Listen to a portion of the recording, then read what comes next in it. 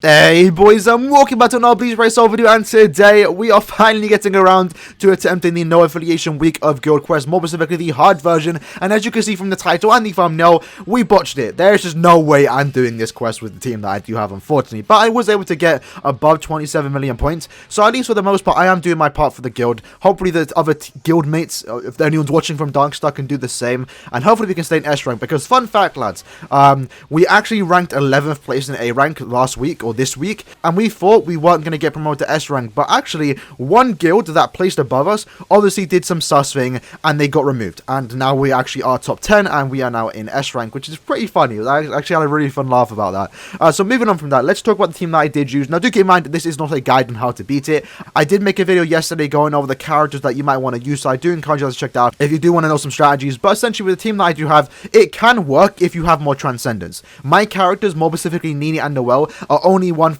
Masaki's 2-5, so she's doing her best, but it's really tough, especially with the fact that this team doesn't affect any kind of status elements. It makes it really rough for the enemies to stop attacking us, because at least with last week when I was using Rukia, I could freeze them, and if I didn't freeze them, I had the paralysis from the now, and it just made it a lot easier for my character to do damage and not die. In this quest, nothing is stopping the enemies from attacking me, which just makes it really, really rough. So going on from that though, let's talk about the characters that I will be using. So I'm using Noelle mainly because she's 1-5. She's probably the best character that you can use 1-5, because she does come with an 80% berserker, and that ensures that she's going to be able to do a decent amount of damage, as hard as a 1 out of 5 character can hit. If you had the focus slot, it's even better because you're getting the guaranteed criticals, and also if you do have the Kamari, definitely equip it onto her, because it's going to be increasing your damage by a decent amount. And again, unfortunately, I just don't have that. So for the accessories that I do have on this Noelle, I have the Fortification Pill, I have a Misanga, and I have the Speed Build. That's probably the best build that you can go with a character as your main runner. Again, if you have the Kamari or any kind of T-set for a character, take off the Speed Build, put the T-set on, it's going to increase your damage by a decent amount. And then for the links, we are rocking through Sankaisen, because lucky for us, the map layout with all the fire pools is actually around the map. So you don't even need to bring a character with fire resistance as your main lead, because you can easily keep your way out of the fire pools and just not get burned. So you don't have to focus on that. For your silent characters, you definitely want to have some kind of burn resistance just to make your life easier, because they're going to die otherwise. Going on to Masaki, she is 2-5, so she does have a level 10 attack and defense slot, a hollow bait, and then a golden chappie, but it is in a different attribute, so it isn't giving us as much stats as possible, but it does increase her stat by a decent amount. And then we also have a Zangetsu link to her, and then two 20-nad links with also burn duration, so she is completely immune to it, but at the same time, she really can't take that much damage, and she really needs the boost to go off for her to do a lot of damage, especially against the 4th and 5th boss, because unfortunately her attack stat isn't that high. It's around 3,000, I think 600-ish, and then with the boost it goes up to like 4.4k, which is just enough for her to actually do damage. And then Nini, as the side lane character, is basically there to give herself a shield, give my team a shield, and also for the most part push the characters back. Now, in some situations you don't really want to push back the enemies,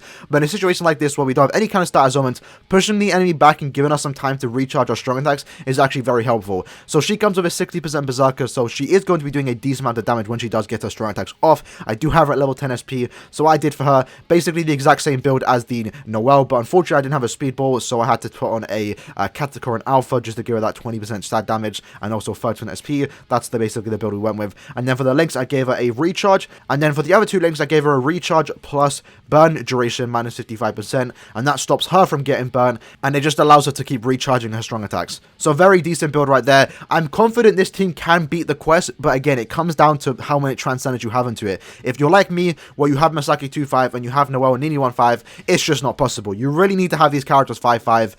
It's a bit tough, but it is what it is, right? It's just how the game is progressing. Now, the way I see it, for the last 4 or so years, I've pretty much been able to beat every single piece of content in this game very easily. So now that there's a quest out there that I can't actually beat, it gives me a newfound motivation to start maybe potentially summoning for these other characters that I never really wanted to go for. Noelle and Nini, obviously, I wanted to get them 5-5. I failed miserably. I spent a lot of orbs for them, only to get them 1-5. Really disappointing how my summons turned out. But when they come back, or when a new character of no affiliation comes back, you bet your ass I'm going to be summoning those characters, because I want to make sure that I can eventually beat this, and it's now something for me to work towards. I think for the other weeks, I might be able to be stuck on the Aranka week, more specifically the ranged one. So whenever a new OP ranged Aranka killer comes out, you know I'm summoning for that character, just so I can eventually beat this type of quest. And that's, I think, the mindset some people should have. Instead of being butthurt or salty that you can't beat a certain quest, it's something to work towards, especially in a game where I think I can speak for everyone.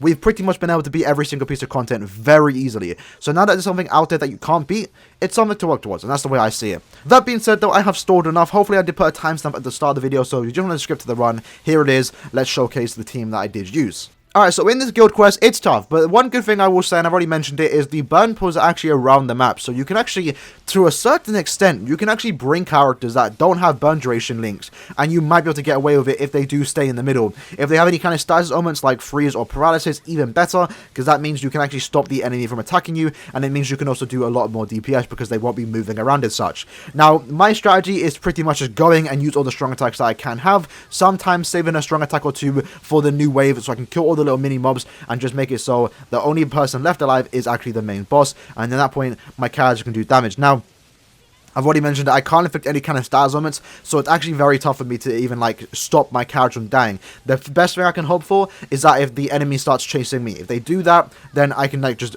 dodge around the map and keep my team safe, and they can just do DPS from afar, and that's basically the strategy that I did go into it. Now, if you don't know, the way you actually get higher points in this quest is actually get to the 5th wave.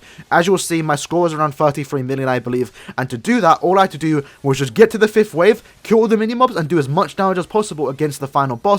And at that point, I'm already getting more points than someone that can't even do that or can only complete the normal quest, and they get 27 million points. So that's basically my strategy going into this. I'm not trying to beat it, I'm just trying to get to the 5th wave, and I'm just trying to kill all the mini mobs, which for the most part is normally one strong attack and they're dead. And that's what I got. I got around a 33 million score. Am I happy with it? I'm okay with it. I'm okay with it. I believe if everyone, or mostly everyone in my guild, can do that, we can definitely stay in S rank. But for me, all I'm going to really do for the next week is just complete the quest on hard once, try and get around 33 million points. If I can get higher, even better. And then I'm going back to the normal difficulty and just completing it there for the rewards, because it's not really worth the hassle if you can't really beat it. Especially if you can't clear all 5 waves. If you're only playing for the rewards, definitely stick to the normal difficulty, because it's just less stressful. Completing normal difficulty after even attempting the hard one is actually very funny on how easy normal is now. It's quite crazy to think about. I go in, I use like a couple strong attacks, I clear in like 20 seconds. Very easily done. In hard mode, it is a whole different story. So that right there, lads, was the video. Hope you guys did enjoy it. Unfortunately, I wasn't able to beat this quest for you, lads, but do know that the next couple of weeks, I'm going to be smashing through it. I have my team set already. I'm ready to tackle on these new difficulty of GQ. It's just some weeks I just won't be able to beat. I believe 2 of the 9 weeks I won't be able to beat. So we'll see how it goes. Hopefully you guys stick around for that journey of us trying to beat every single hard mode difficulty. In the comments below, let me know what team you guys did use or characters that you did use. I'm curious to know. Maybe you have an unknown strategy that I don't know and you can inform me, and maybe you can actually help me get a better score. That being said, though, there is a special video coming out later today. It is actually my 5-year anniversary of BBS and account showcase, so make sure you guys are subbed for that. That being said, I'm going to end it here. Hopefully you guys did enjoy it, and I'll see you guys in the next one. Peace.